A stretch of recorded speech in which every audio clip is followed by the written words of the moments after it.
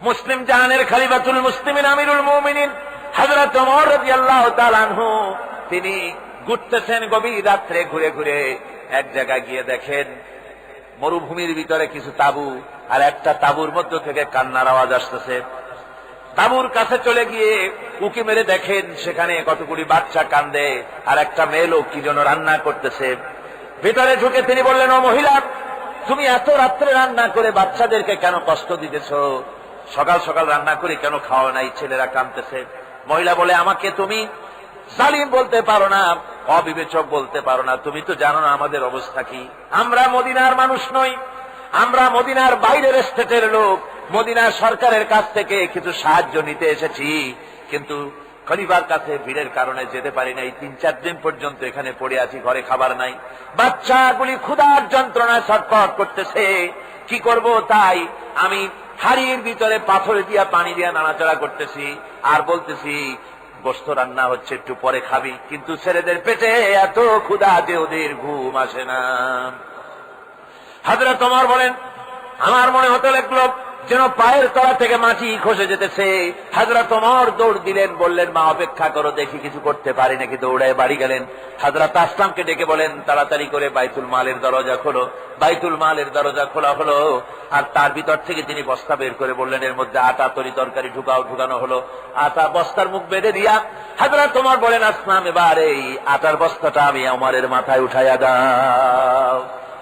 হযরত আসলাম বলেন, আমিরুল মুমিনিন, বোঝা বহন করার জন্য আমি তো খাদেম আছি, আপনি কেন বহন করবেন?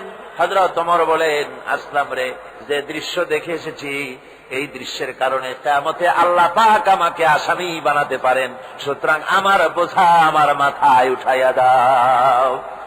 আটার বস্তা মাথায় নিয়ে আমিরুল মুমিনিন ছুটতেছেন। হযরত আসলাম বলেন, আমি পিছনে পিছনে দৌড়ালাম, গিয়ে দেখি হযরত ওমর তাঁবুর ভিতরে ঢুকে বস্তার মুখ খুলে আটা তরি তরকারি বের করে বলছেন, মা তাড়াতাড়ি করে রুটি বানাও। হযরত ওমর তরকারি কুটে সাহায্য করলেন, রান্না বান্না হয়ে গেল। এবার তিনি বললেন, মা তুমি খাও, আর বাচ্চাগুলিকে কোলের কাছে এনে হযরত ওমর ওই তরকারি আর রুটি মিশায় মিশায় বাচ্চাদের মুখে খাওয়াই দিতেছেন। হঠাৎ করে ওই মহিলা ওমরের দিকে চোখ পড়েছে, তাকায় দেখেন হযরত ওমরের চোখ থেকে পানি পড়ে দাড়ি ভিজে ভিজে পড়তেছে। মহিলা বলতেছেন, ওগো পথিক, তুমি কে? তোমারে তো চিনি না, কিন্তু আমার মন বলে এই মদিনার রাষ্ট্র সরকার ওমর না হয়ে তোমার মতো মানুষ যদি আমাদের খলিফা হতেন, তাহলে আমাদের ভাগ্য আরো ভালো হয়ে যেত। হযরত ওমর রাদিয়াল্লাহু তাআলা আনহু এই গভীর রাত্রে মহিলার কাছে নিজের পরিচয় দিলেন না, বললেন, মা তুমি ওই খলিফার দরবারে যেও, সেখানে তুমি আমারে দেখতে পাবে, আমি তোমাকে আরো কিছু বেশি দিতে চেষ্টা করব। হযরত ওমর চলে গেলেন। পরের দিন মেয়ে লোক বহু কষ্ট করে খলিফার দরবারে যখন ঢুকেছেন, যে দেখেন, আহারে যাকে আমি বলেছিলাম তুমি খলিফা না, তুমি যদি খলিফা হতে ভালো হতো, এ তো সেই ওমর।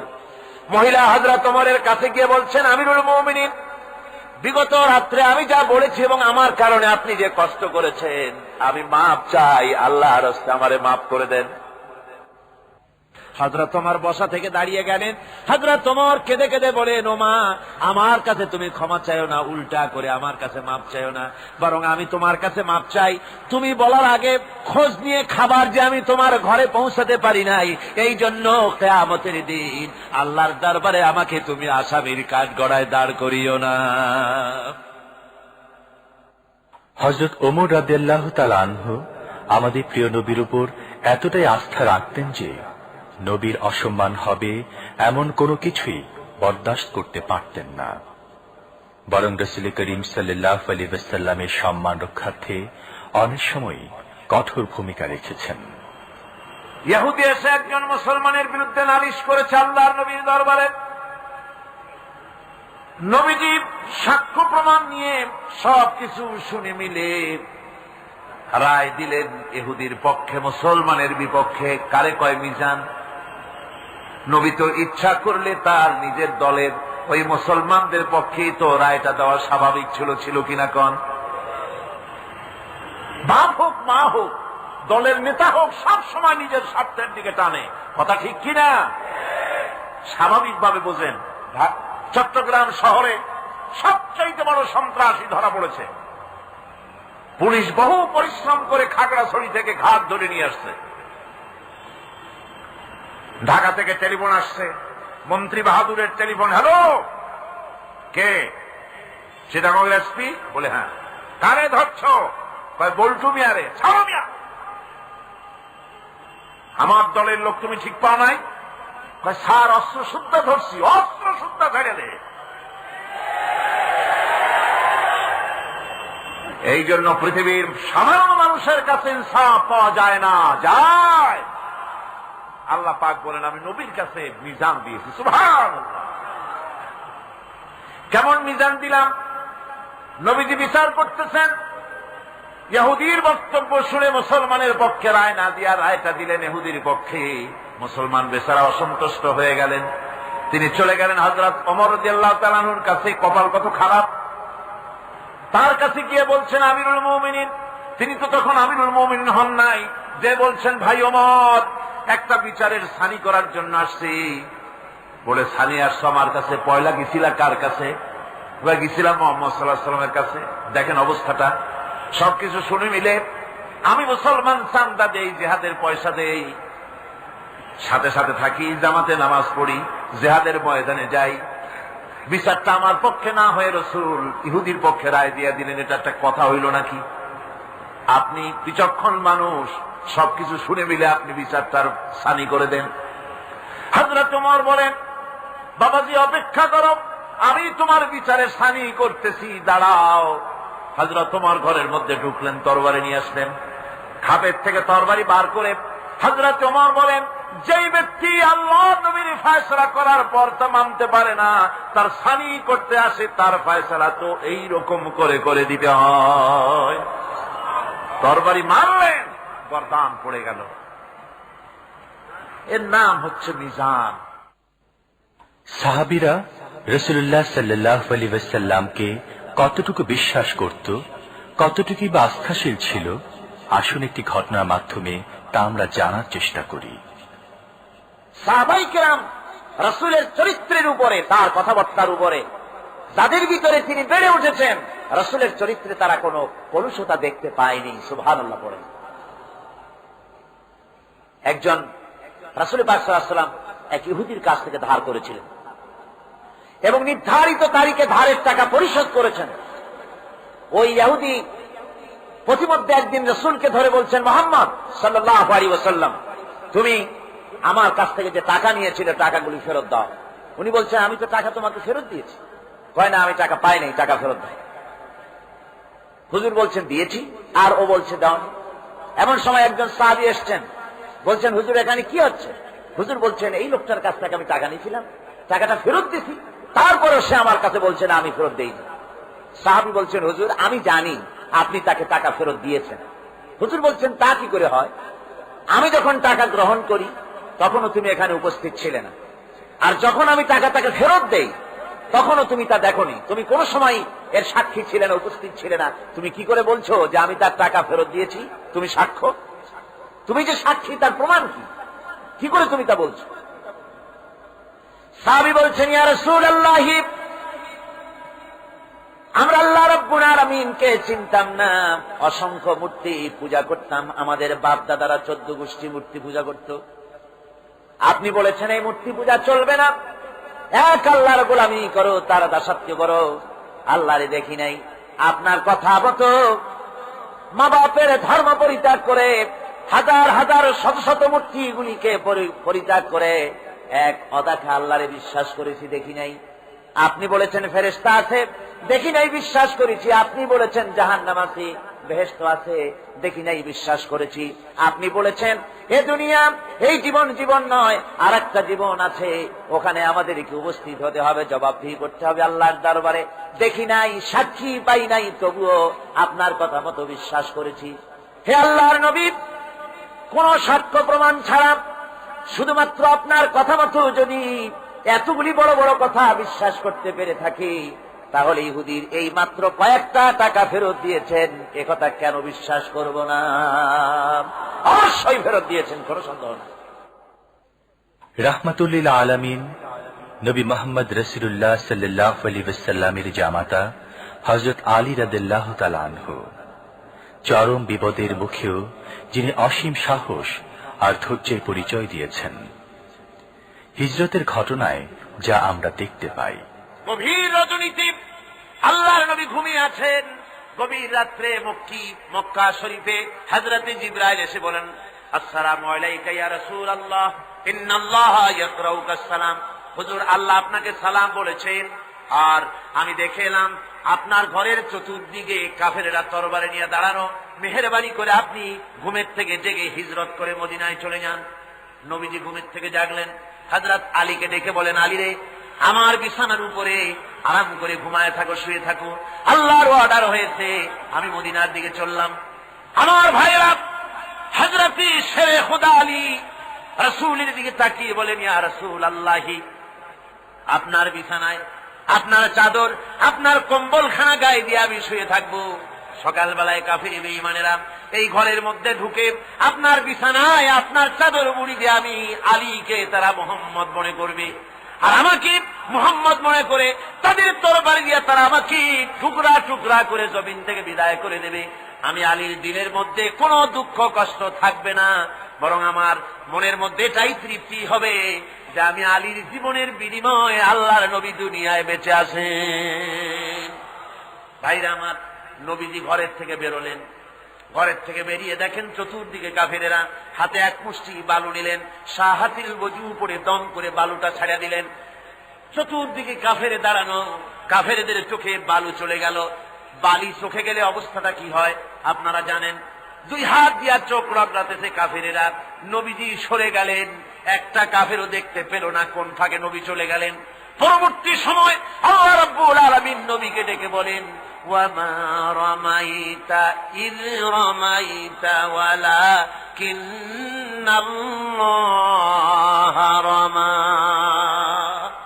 ও নবী, আপনি নিক্ষেপ করেন নাই যখন আপনি নিক্ষেপ করেছিলেন, আপনি শুধু বালুকণা ছেড়ে দিয়েছিলেন, আর আপনার আল্লাহ ঘরের চতুর্দিকে কাফেরদের চোখে বালুকণা পৌঁছে দেওয়ার দায়িত্ব আমার কুদরত গ্রহণ করেছিল। সুবহানাল্লাহ, সুবহানাল্লাহ। আমার ভাইরা, নবীজি হযরত আবু বকরের বাড়িতে গেলেন। দরজায় গিয়ে আস্তে করে নক করেছেন। দরজায় গিয়ে আস্তে করে নক করলেন। ভিতর থেকে আওয়াজ এলো, কে? ভিতর থেকে লাব্বাইকা সাদাইকা বলে হযরত আবু বকর বেরিয়ে এলেন। আল্লাহর নবী জিজ্ঞাসা করলেন, আবু বকর রে, এক ডাক দিলাম আর তুমি এক ডাকে সাড়া দিলে, তুমি কি ঘুমাও নাই? হযরত আবু বকর বলেন, ইয়া রাসূলুল্লাহ, আপনি বলেছিলেন আমাকে সাথে নিয়ে হিজরত করবেন। আমি চিন্তা করেছি না জানি কত গভীর রাত্রি নবীজি আসেন, আর আমার দরজার কিনারে দাঁড়ায়া নবীজি যদি দাঁড়ায়া দাঁড়ায়া ডাকে আবু বকর আবু বকর বলে, আমি আবু বকর যদি বিছানায় ঘুমায় আরাম করতে থাকি, নবীজির সঙ্গে বেয়াদবি হয়ে যাবে। এই ভয়তে আমি বিছানায় না শুয়া এই দেওয়ালের সঙ্গে দাঁড়ায়া দাঁড়ায়া ঘুমাচ্ছিলাম। ভাইরা আমার, নবীজি হযরত আবু বকরকে নিয়ে চললেন। কাবার দিকে তাকালেন, বাইতুল্লাহ শরীফের দিকে তাকায়া নবীজি চোখ থেকে দর দর করে পানি পড়ে আর ডেকে বলেন, এ খানায় কাবা, ওরে কাবা, বড় আশা ছিল তোর খেদমত করব প্রাণ ভরে, কিন্তু তোর নিষ্ঠুর সন্তানেরা তোর কাছে আমারে থাকতে দিল না রে। নবীজি হযরত আবু বকরকে নিয়ে মদিনার দিকে না গিয়া উল্টা পথে জিয়াদ মহল্লার ভিতর দিয়া, মিসফালার ভিতর দিয়া, সাবাব জাবালের সরে দুইটা পাহাড় পাড়ি দিয়া জাবালের সরে যখন উঠলেন, ফজরের রক্ত হয়ে গেল। হযরত আবু বকর বলেন, হুজুর, গুহার একটা পায়া গেছি, এর মধ্যে ঢুকি, তা না হলে কাফেরেরা দেখে ফেলবে। হুজুর, আপনি বাইরে বসেন, আগে আমি ভিতরে ঢুকি, যেহেতু গুহার মধ্যে সাপ বিচ্ছু থাকতে পারে, যদি কোনো সাপ বিচ্ছু থাকে আঘাত আমার প্রতি আসুক, আল্লাহর নবী মাহফুজ থেকে যাক। হযরত আবু বকর গুহা সাফ করে হুজুরকে ডাকলেন। হুজুর বলেন, আবু বকর, সারা রাত হেঁটে হেঁটে পা বেদনা হয়ে গেছে, তুমি বসো, তোমার উলুর উপরে মাথা রেখে আমি একটু ঘুমাইয়া যাই। নবীজি আরাম ফরমালেন। হযরত আবু বকর নজর করে দেখেন গুহার ভিতরে অনেকগুলি গর্ত, কোন গর্ত থেকে কোনো সাপ বিচ্ছু আসে নাকি। রুমাল ছিঁড়ে ছিঁড়ে গর্ত বন্ধ করতেছিলেন। দু একটা গর্ত যা বন্ধ করা গেল না, পা দিয়া হযরত আবু বকর চেপে ধরেছেন। এক পাহাড়িয়া বিষধর সাপ দংশন করেছে হযরত আবু বকরের পায়ের উপরে। হযরত আবু বকর বিষের যন্ত্রণায় চোখ দিয়া দরদর করে পানি পড়ে। রাসূলের ঘুম ভেঙে গেল। নবীজি তাকায় দেখেন আবু বকর কান্দে। হযরত রাসূল বলেন, আবু বকর কান্দো কেন? বাড়ির কথা মনে পড়ে গেছে নাকি? বিবি বাল বাচ্চার কথা মনে পড়লো নাকি? কান্দো কেন? হযরত আবু বকর বলেন, ইয়া রাসূলুল্লাহ, আল্লাহর কসম করে বলি, যেই দিন আপনার প্রতি ঈমান এনেছি, আল্লাহর প্রতি ঈমান এনেছি, এই কলিজার ভিতরে বিবি বাল বাচ্চার চাইতে আপনার মহব্বত বেশি। সাপে আমাকে কেটেছে, তাই কাঁদতেছি। হুজুর সঙ্গে সঙ্গে মুখ থেকে থুতু মোবারক বার করে সাপে কাটা জায়গায় থুতু মোবারক লাগিয়ে দিলেন। যন্ত্রণা বন্ধ হয়ে গেল। হযরতে রাসূল বলেন, আবু বকর এত সময় কষ্ট করলে কেন? আগে আমারে বলো নাই কেন? তাহলে তাড়াতাড়ি সেরে যেত, এত কষ্ট তোমার হতো না। হযরত আবু বকর বলেন, ইয়া রাসূলুল্লাহ, এটা তো সাপে কাটার যন্ত্রণা, এর থেকে বেশি যন্ত্রণাও যদি আমার হতো, যন্ত্রণার চোটে যদি আমার কলিজা ছিঁড়েও যেত লাগতো, তবুও আল্লাহর নবী আরাম ফরমাচ্ছেন, নবীর আরামের ভিতরে আমি বিঘ্ন ঘটাতে পারতাম না। ভাইরা আমার, কাফেরেরা খুঁজতে খুঁজতে দুদিন পরে যখন এই জায়গায় তারা চলে এসেছে, এখানে এসে তারা গুহার কাছে পায়ের চিহ্ন শেষ দেখলো। একজন বলে ভিতরে আছে, আর একজনে বলে নাই, আর একজন বলে আছে, আর একজন বলে নাই। হযরত আবু বকর বলেন, ইয়া রাসূলুল্লাহ, আমরা ধরা পড়ে গেছি, পালাবার কোনো পথ নাই, আমরা তো ধরা পড়ে গেলাম। সূরা তাওবার ভিতরে আল্লাহ রাব্বুল আলামিন এই কথাটা এভাবে তুলে ধরেছেন, ইয ইয়াকুলু লিসাহিবিহি লা তাহজান ইন্নাল্লাহা মা'ানা। আল্লাহ নবীকে বলেন, আবু বকর ভয় পেও না, আমরা মাইনরিটি নই, আমরাই মেজরিটি, আমাদের সংখ্যাই বেশি, ওদের ভয় তুমি করো না, কোনো চিন্তা করো না, ভয় পেও না, আল্লাহ রাব্বুল আলামিন আমাদের সাথে আছেন। সুবহানাল্লাহ, সুবহানাল্লাহ বিহামদিহি। আল্লাহ রাব্বুল আলামিন আমাদের সাথে আছে, কোনো চিন্তা করো না, ভয় পেও না।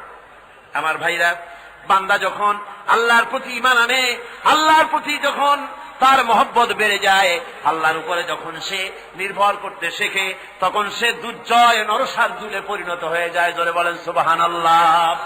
সে বীর পুরুষ, দুর্জয় নরসার্দুল। কারো হুঙ্কার, কারো অগ্নিচক্ষু, ফাঁসির মঞ্চ, জেল জরিমানা, বোমা, কিরিচ, রিভলভার, স্টেন গান, কামান, এগুলির ভয়তে ভীত হয় না কে? মুমিন। কে হয় না? সে একমাত্র নির্ভর করে কার উপরে? মানে বলেন কার উপরে?